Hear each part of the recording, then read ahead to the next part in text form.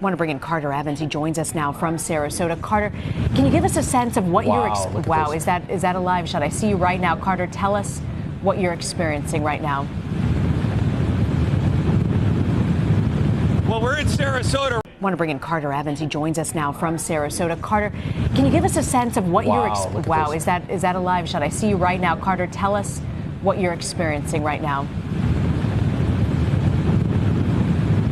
Well, we're in Sarasota right now. This is Sarasota Bay, and things are really picking up right now. This is the strongest wind I felt all day. You have to lean into it. You can see the sea spray here and all the rain coming through. It just soaks everything on this side here. This has been going for the last couple of hours, but this is the strongest I've seen it all day. Now, we're in a low-lying area, and if you look out here, you can see how the storm has drained a lot of the water out of the bay. This is something that is very unusual. And when the hurricane gets closer, well, all this water is going to come rushing back in. It's a storm surge. People who live here tell me they've never seen it this low before. We're expecting it to come back to high tide, and then, of course, possibly up to 8 feet above that. So that would submerge this area, that would submerge the road, and that would put water into the homes across the street. So it's a significant concern, the storm surge here, and that's why many people in this area were evacuated last night by 8 p.m. Siesta Key, the island behind me, they are all gone right now, and for good reason, because these shelters are filling up. There are 17,000 people in Sarasota shelters right now. There is room for about 5,000 or 7,000 more, but the problem is you can't really get there at this point. People who have stayed at home pretty much are going to have to hunker down and ride this storm out. DeMarco and Rena? Carter, it's amazing that you're even able to stand up against that wind there. How fast are those winds going in your estimate? Pretty much lost everything. I don't know if clearly he's lost life, but you can see the cameraman just trying to keep the water off the lens and wiping it down, coming down so quickly, so fast. I mean, Carter is, I would say, well over 6 foot. Yeah. Well over 6 foot, athletic, and just to see the wind actually try and blow him away almost. This is the big concern. He was talking about how the water has receded, which might surprise some folks, but they are expecting storm surge. I want to point out that those who are watching our coverage, this happens often because of the conditions there. I believe Carter is back. Carter, you with us? Are you with us? Yes. Okay, I'm back. Okay, Carter, real quick, if you can tell us. I can't hear you, so I'm having to get all this information relayed to me. Okay.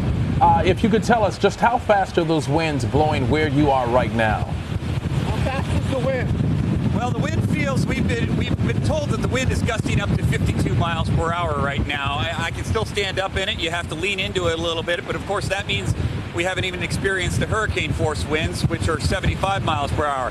Now, we have had some significant gusts, strong enough to pretty much blow you off your feet. But the hurricane really hasn't even hit with full force here yet. So by the time it does late tonight, we're told we could experience winds up to 100 miles per hour. Wow. Carter, what is the plan for you and the crew out there? I know it's starting to pick up.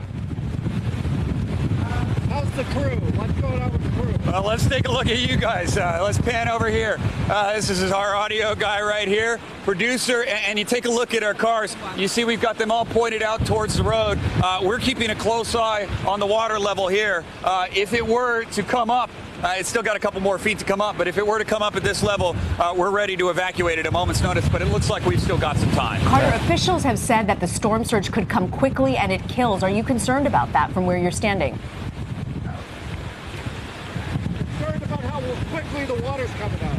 You know, it hasn't been coming up that fast, and that's been really surprising because we reached high tide at about 4:45 today, and it was still all the way out there. In the last hour or so, I've seen the water creeping in, but it's an indication that the hurricane is not fully upon us yet, because when the hurricane gets up to this level, this water is going to come back with force, and it's going to come back fairly quickly as well. Carter, how long are conditions expected to stay that way? I know you said it's supposed to increase within a couple of hours to 100 miles per hour. Is it a fast-moving system, or is it slow in your area? How fast is the wind going to come up, and then what's going to go on? I can't really hear it. Yeah, it's hard to tell, but we do expect it to stay at this level or higher from now on. 7:30 is our cutoff point from this location. That is the maximum time that we are willing to stay here.